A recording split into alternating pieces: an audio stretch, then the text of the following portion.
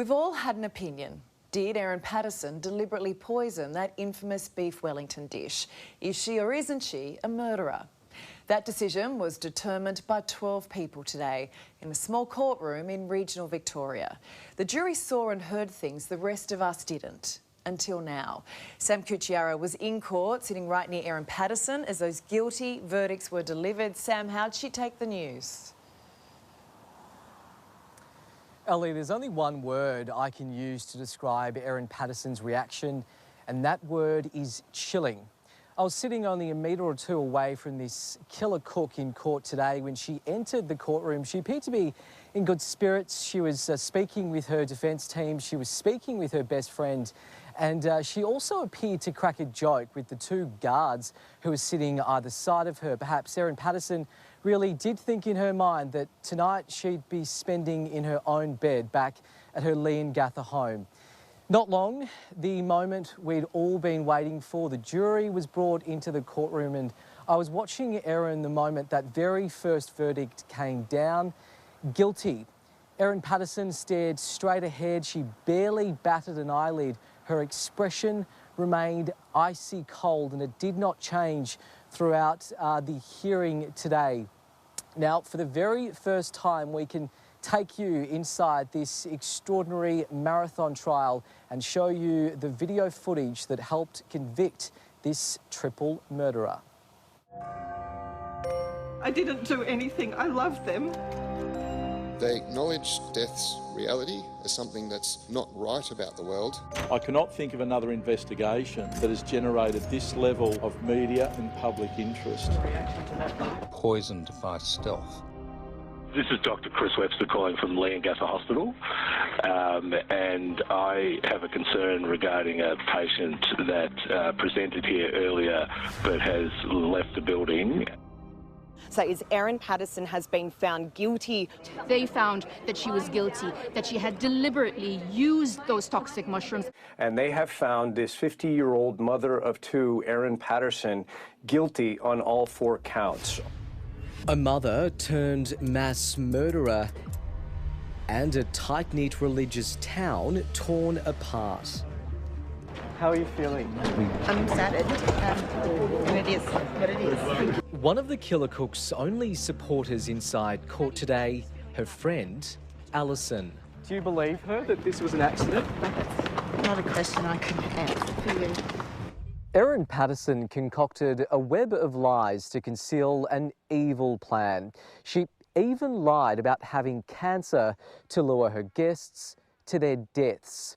In the days after that meal here at her Leongatha home, Erin stopped and spoke with me in what would become her only television interview. I can't believe that this has happened, and I'm so sorry. Does this strike you as an honest person? She's wiping imaginary tears from her eyes.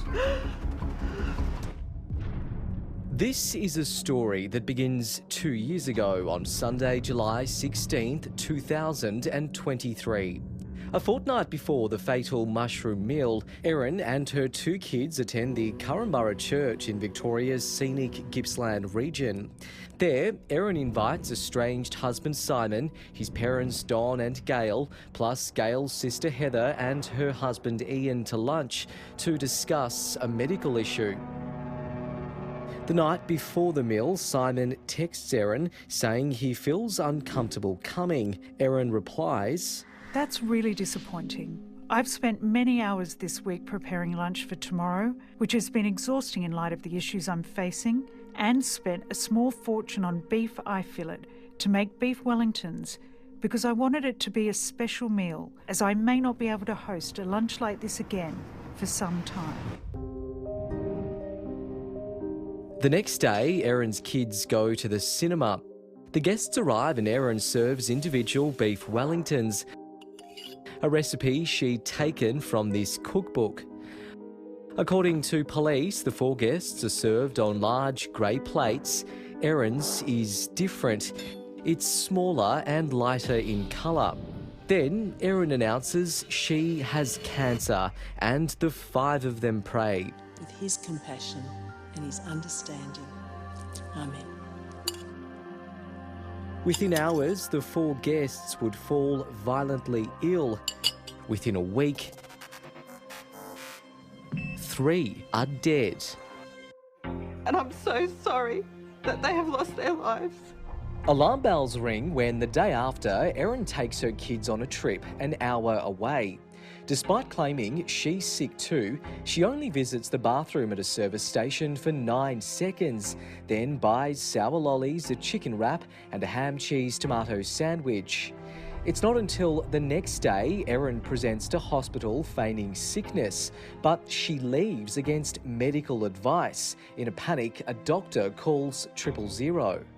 So the last name is Patterson, Patterson.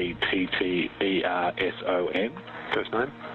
Erin, Erin. While I was attending the other patients, the nurse informed me that she had discharged herself against medical advice.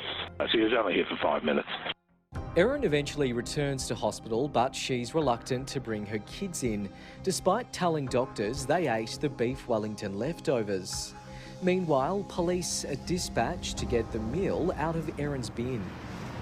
It's always been the police case that Erin Patterson never got sick because she never ate the poisoned lunch. A lunch she deliberately laced with death cap mushrooms. Detectives believe she may have foraged from this street. A post went up on this citizen science website listing a sighting of the poisonous fungi in that same area. Erin's computers previously accessed that site to look at other death cap locations. Once home, police claim Erin dried the foraged mushrooms in a dehydrator, which she then dumped at this tip. Erin tried everything to erase her digital footprint. She had multiple phones, swapped SIM cards, even factory resetting one phone multiple times, including remotely after police had seized the device. Another phone has never been recovered, despite federal officers bringing in a technology detection dog to sweep Erin's home. Erin Patterson, who was arrested, facing 3 counts of murder. Erin, did you kill them? They weigh up the odds, and in some cases the hatred of the deceased is so strong it overwhelms logic. And by and large, these people think they are more clever than they really are, and they think they will get away with it. Criminal psychologist Tim Watson-Munro. Interestingly, the research suggests that most homicides committed by women tend to be by poisoning. So there's always a hope you won't be detected. For every one lie you tell, you have to invent another 2 or 3 to protect yourself from the first one. Steve Van Apron is an expert in deception. He's worked with police on more than 80 homicide investigations. We've asked Steve to analyse my interview with Erin. Right, let's have a watch.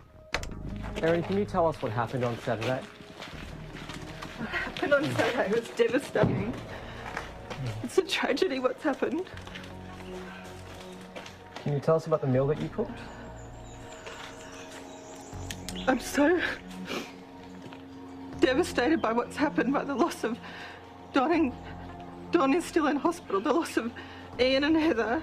Just at this stage, the masking behaviours, I've seen that a lot when people may be blocking and could be like a prolonged eye closure or whatever, and she does a lot of that.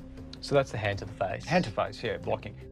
Erin also repeatedly gets the name of her relatives wrong. But by the loss of Don. Don is still in hospital, the loss of... Don is the one who's dead.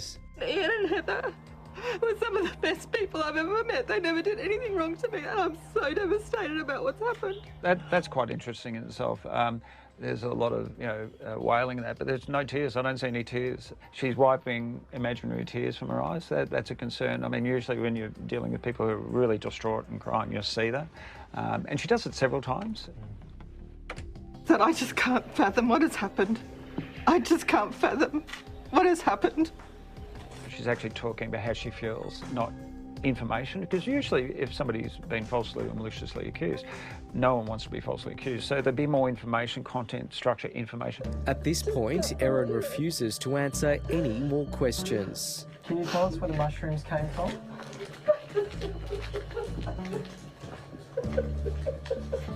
Police say you're a suspect.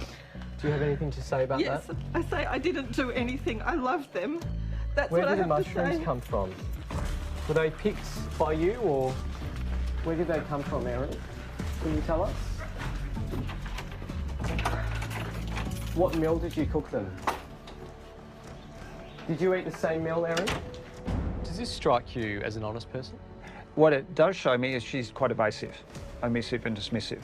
She shot you down or cut you down before and she chose not to answer the question. She could have if she had nothing to be concerned about. Why is that? Generally speaking, there's no remorse, no empathy. And the Pattersons were regulars. Just like there wasn't when Erin didn't attend the public memorials for her victims. We tracked her down as the service was on. My lawyer has told me not to talk to you, so I've got nothing to say to you. I'm sorry. If you've been unfairly persecuted in the media, as you say, this is your chance, Erin, to set the record straight. In the end, Erin chose to be tried by her peers in a country court near her home, a decision that ultimately backfired. I think it has all the elements of a sort of Shakespearean tragedy without trivialising what's occurred. As for why Erin Patterson poisoned her estranged husband's family, it's something only one person will ever know the answer to. I'm devastated. I love them. And I can't believe that this has happened, and I'm so sorry. And we now know they weren't real tears.